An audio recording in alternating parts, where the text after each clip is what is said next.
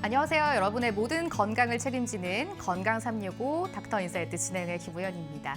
모든 신체가 그렇지만요. 특히 우리의 눈 건강은 굉장히 중요합니다. 그래서 오늘 준비한 주제인데요. 시력 저하로 이어질 수 있는 당뇨, 망막 병증에 대해서 알아볼 거고요. 또 이 부분도 중요합니다. 이 치료가 길어질 수 있는 퇴행성 안질환에 대해서도 자세하게 살펴드리겠습니다. 오늘 방송 꼭 주목해 보시면 좋을 것 같습니다. 오늘 세 분 모셨는데요. 먼저 첫 번째로 함께 할 건강 닥터 화면으로 먼저 소개해 드리겠습니다.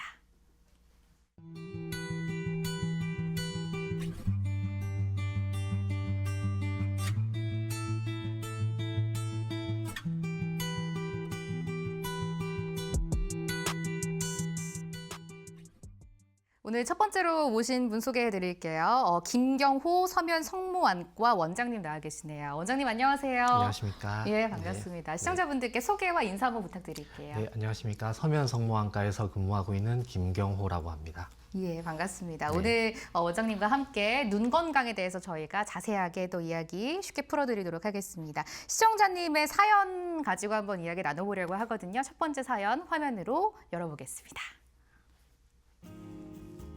당뇨를 오래 앓고 있는데 최근 시야가 뿌옇게 보이거나 눈이 쉽게 피로해지는 느낌이 들어서 걱정이 됩니다. 당뇨 망막 병증이라는 합병증이 있다는 이야기는 들었는데 아직 특별한 통증이 없어서 그냥 지나쳐도 되는 건지 헷갈립니다. 주변에서는 증상이 거의 없어도 어느 순간 시력이 급격히 나빠질 수 있다고 해서 불안해졌습니다. 정기 검진을 얼마나 자주 받아야 하는지, 초기에는 어떤 신호를 주의 깊게 봐야 하는지도 잘 모르겠습니다. 당뇨 망막 병증을 미리 발견하고 관리하려면 어떤 검사와 생활 관리가 필요한지 설명해 주시면 감사하겠습니다.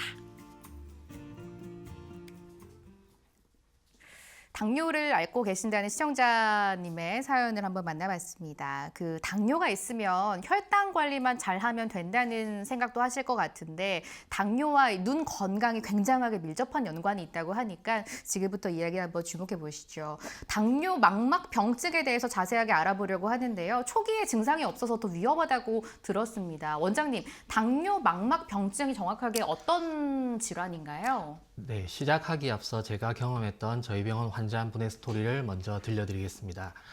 어느 날 50대 중반의 한 남성이 저희 병원을 방문하였습니다. 평소 안과적으로 불편함이 전혀 없었으나 얼마 전 받았던 건강검진 결과상 안과 방문을 요한다는 판독 결과지를 가지고 저희 병원을 내원하신 겁니다. 제가 눈 상태를 체크해 본 결과 당뇨 망막증이 의심되었으나 환자분은 당뇨가 없다고 알고 있어 우선 내과에 혈액 검사를 의뢰해 당뇨 여부를 체크해 보기로 하였습니다. 그 결과 전혀 예상치 못한 당뇨를 진단받게 되었습니다. 내과가 아닌 안과에서 먼저 당뇨를 찾아낸 경우로 그 이후 당뇨 관리를 하면서 경과 관찰을 하고 계십니다. 이 증례에서 볼 수 있듯이 당뇨 망막증은 증상이 없는 누구에게나 생길 수가 있는 것입니다. 당뇨를 앓고 있는 경우뿐만 아니라 본인도 모르게 당뇨를 앓고 있을 수 있기 때문에 그러한 분들까지 발병할 수가 있는 것입니다. 이게 누구에게나 생길 수 있다는 게 또 나를 포함한 내 주위의 가족이나 직장 동료들에게도 얼마든지 좀 잠재적인 가능성이 있는 거네요, 원장님. 네, 그렇습니다. 예, 참 조심해야 될 것 같은데요. 그러면 당뇨 망막 병증이란 어떤 상태를 말하는 건지 한번 들어보면 좋을 것 같아요. 네, 당뇨 망막 병증은 당뇨병 때문에 눈 속의 망막 혈관이 망가지는 질환입니다. 당뇨 망막증이 진행될수록 폐쇄된 모세혈관으로 인해 망막의 혈류 공급이 장애가 있게 되고 이로 인해 비정상적인 신생혈관이 생기게 됩니다. 이때 망막이 부은 상태가 지속이 되고 신생혈관의 출혈과 약해진 망막혈관을 통해 삼출물이 망막에 쌓이는 단계로 발전하게 됩니다. 이로 인해 시력저하를 유발하고 사물이 잘 보이지 않게 되며 유리체 출혈이나 망막 출혈 또는 섬유막의 견인으로 인한 망막 박리까지 생길 수가 있는데 이러한 경우 심각하고도 영구적인 시력 저하를 유발할 수가 있습니다. 이게 잘 안 보이게 된다라고 생각하니까 너무나 무섭거든요. 원장님, 이게 눈과 당뇨가 직접적인 연관이 있다는 걸 좀 체감을 못 하시는 분들 많으실 것 같은데 실제로 네네. 어떠신가요? 그렇게 생각할 수 있습니다. 하지만 눈은 온몸에서 가장 가느다란 혈관이 모여 있는 기관 중 하나입니다. 그래서 혈당이 조금만 높아져도 영향을 영향을 가장 먼저 그리고 영향을 가장 크게 받는 기관 중에 하나이기도 합니다. 이게 혈당과 가장 밀접한 연관이 있는 기관 중 하나가 눈이다라는 거 꼭 기억하시면 좋을 것 같고요. 실제로 원장님 진료 현장에서 보실 때 이 당뇨 망막병증의 환자 수는 어느 정도 되세요? 네, 그러면 유병률에 대해서 제가 설명드려 보겠습니다. 당뇨병 환자 중 당뇨 진단 당시에 당뇨 망막병증을 같이 진단받을 확률은 10에서 20%로 꽤 높은 편입니다. 아무리 혈당 관리를 철저히 한다고 해도 발병 20여 년이 지난 이후에는 환자의 대부분에서 당뇨 망막증이 관찰되는 편입니다. 수치로 말씀드리면 당뇨 발생 10년이 지나면 약 50%의 환자에서 그리고 당뇨 발병 20년이 지나면 당뇨 환자 90% 이상에서 당뇨 망막증이 발생하게 됩니다. 그래서 당뇨 환자라면 누구나 관심을 가져야 하는 질환입니다. 생각보다 당뇨 환자에서 굉장히 많이 발생되는 질환인 것 같은데요. 네. 원장님 그러면 당뇨 망막병증을 특별하게 조금 조심해야 하는 위험 요인도 있을까요? 네, 몇 가지가 있습니다. 당뇨 유병 기간이 긴 경우, 그리고 혈당 조절이 잘 안 되는 경우, 고혈압이나 고지혈증이 같이 있는 경우, 임신 중인 환자, 이런 분들은 당뇨 망막증이 더 빨리 그리고 더 심하게 진행되는 편입니다. 이 질환이 가장 무서운 게 그 초기에 어떠한 증상도 없다라는 걸로 들었습니다. 맞을까요? 네, 맞습니다. 당뇨 망막병증의 가장 큰 문제는 초기에는 증상이 거의 없다는 점입니다. 시력도 정상이고 불편함도 없어서 환자 본인은 눈에 문제가 생기고 있다는 걸 전혀 인지하지 못하는 경우가 있습니다.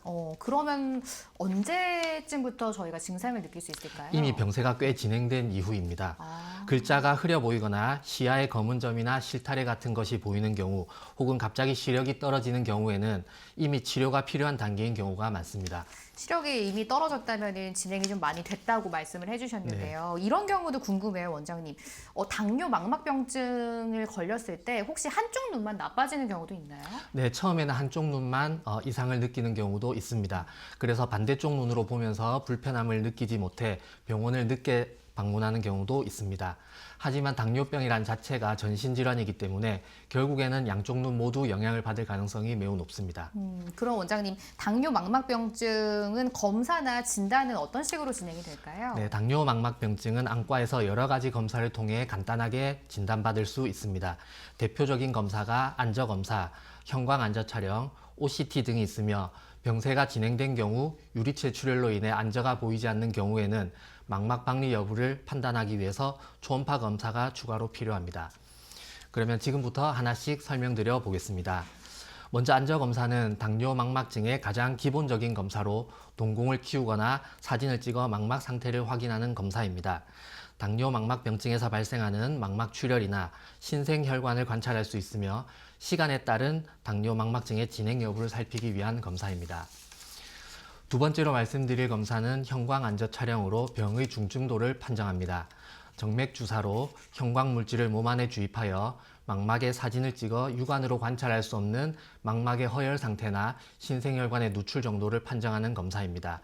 정밀 검사이긴 하지만 침습적이라는 것이 단점입니다. 조영제를 사용하는 검사이기 때문에 피하 주사를 통해 조영제 알러지 여부를 확인하고 정맥 주사를 하는 등 타 검사에 비해 시간이 길고 까다로운 검사입니다. 세 번째로 OCT 검사가 있습니다. 눈 CT라고 불리는 빛 간섭 단층 촬영이라는 검사인데 망막 질환 및 녹내장 질환을 조기에 진단할 수 있는 우수한 장비입니다.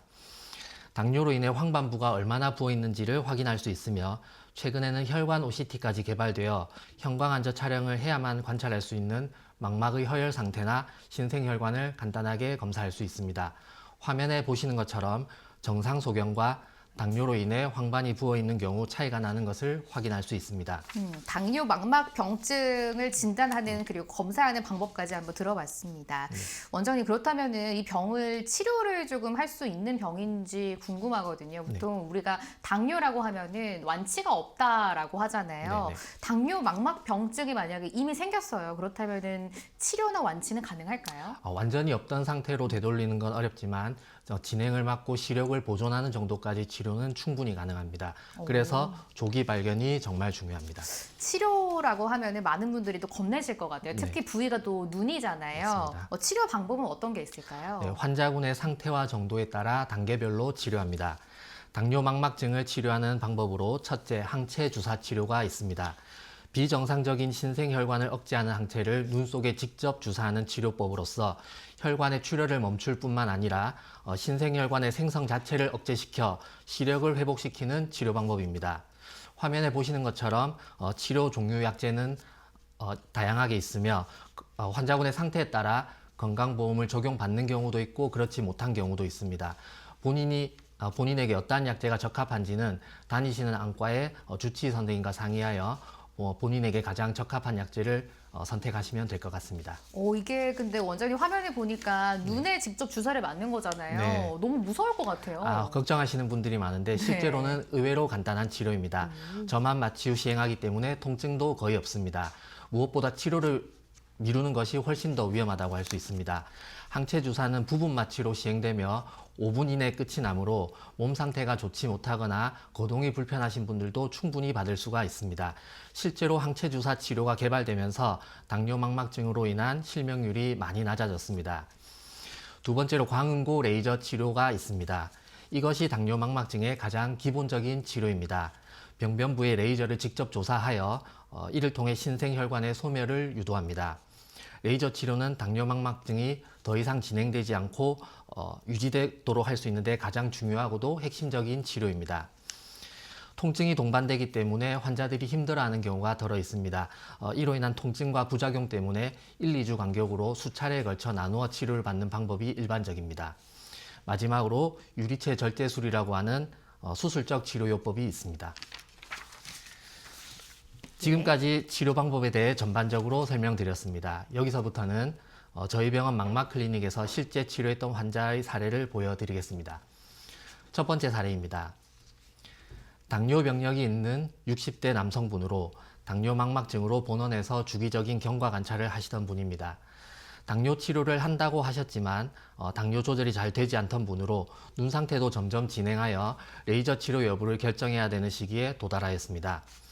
이에 형광안저 조영술을 시행하였고 양안 모두 신생혈관이 발견되어 치료를 더 미룰 수가 없어 레이저 치료를 시행하였고 이후 안정적인 상태로 유지되며 경과관찰 중이십니다. 두 번째 사례입니다. 두 번째 사례는 타 안과에서 치료를 받았으나 경과가 좋지 못해 저희 병원을 방문했던 사례입니다. 50대 남성분으로 내원 당시 황반부종과 함께 레이저 치료 효과가 만족스럽지 못해 악화가 우려되는 상황이었습니다. 우선적으로 안군의 주사 치료를 통해 황반부종을 치료하였고 이후 레이저 재치료를 계획하여 꼼꼼하고 충분하게 시행하였습니다. 본원 치료 이후 안정적으로 잘 유지되고 있습니다. 마지막 세 번째 사례입니다.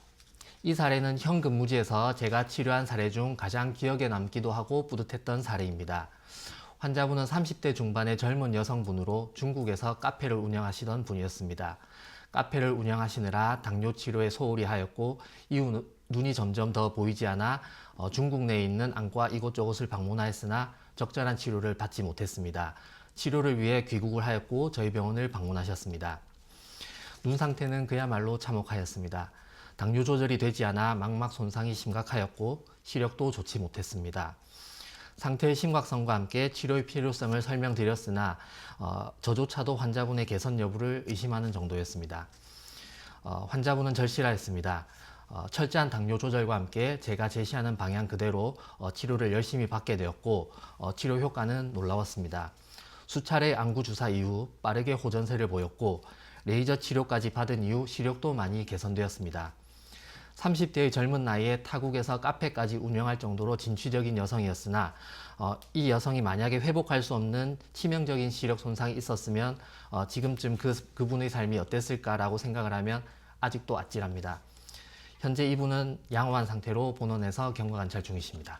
네, 원장님께서 준비해 오신 다양한 그 치료 사례들 저희가 한번 들어봤습니다. 네. 치료가 잘 된, 호전이 된 분들 이야기해 주셨는데요. 네. 그래도 원장님 가장 좋은 방법은 예방이지 않을까 싶어요. 맞습니다. 예방이 최고의 치료입니다. 혈당을 잘 관리하고 정기적으로 안과 검진을 받는 것만으로도 위험성을 크게 낮출 수가 있습니다. 예, 오늘 이제 마지막으로 내용 정리하면서 시청자분들께 꼭 전하고 싶은 내용 있으실 것 같아요. 네, 당뇨망막증은 조용히 찾아오는 시력 도둑이라는 말도 있습니다. 있습니다. 눈이 잘 보이니까 괜찮다라고 생각하지 마시고 증상이 없어도 안과 검진은 꼭 받아보시길 권유드립니다. 예, 오늘 당뇨 망막 병증에 대해서 자세하게 한번 들어봤습니다. 눈 건강은 여러분들이 미리 지키는 게 제일 중요할 것 같아요. 특히 오늘 들어본 이 질환이 특별한 증상이 없다고 하니까 평소에 건강 관리 그리고 혈당 관리 잘 하시는 거 굉장히 중요할 것 같습니다. 오늘 성모안과 김경호 원장님과 함께 했는데요. 원장님과 여기서 인사 나누겠습니다. 원장님 네, 고맙습니다. 감사합니다.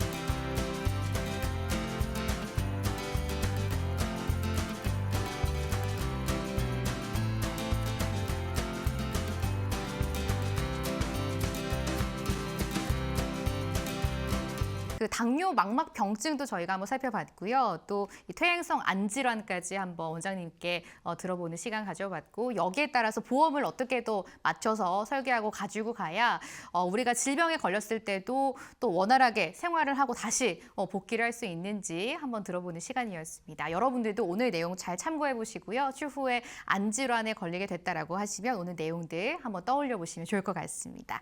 건강 365 닥터 인사이트 오늘 여기서 인사드리려고 합니다. 함께해 주신 여러분 고맙습니다. 다음 시간에 뵙겠습니다. 고맙습니다.